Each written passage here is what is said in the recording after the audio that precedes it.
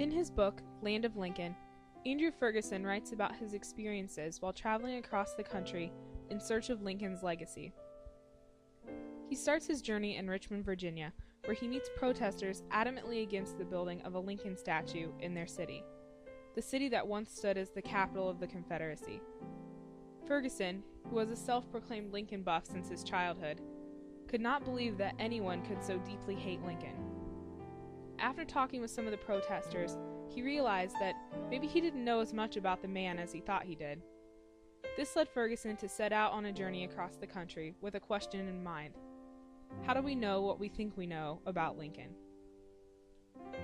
Through his travels, Ferguson finds that, in a lot of ways, we tend to recreate Lincoln in our own image, molding his life to fit our own ideals. He meets anti-war protesters who tout Lincoln as a proponent for peace. He talks about a man who spent time in a concentration camp and who read Lincoln's speeches on equality to give him hope. Ferguson met all sorts of people who made Lincoln all sorts of things: a hero, a villain, a crafty businessman, a racist, gay, bipolar, and they all had their own reasons for believing so.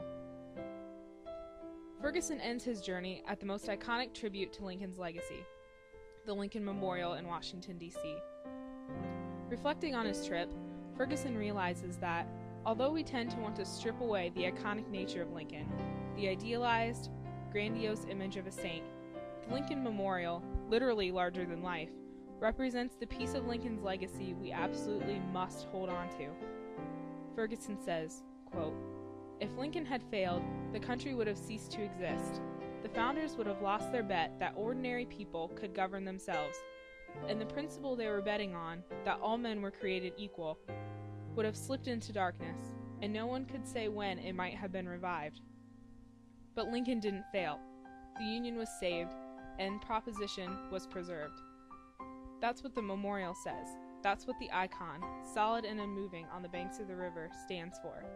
The rest is just nuance." End quote. In this book, Ferguson takes you with him on his journey.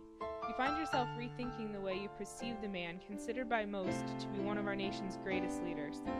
I highly recommend reading this book, even if you wouldn't consider yourself a Lincoln buff. It makes you reconsider not only the way we represent Lincoln's legacy and the man himself, but the way we think about history in general, and how that can impact who we are as a nation today.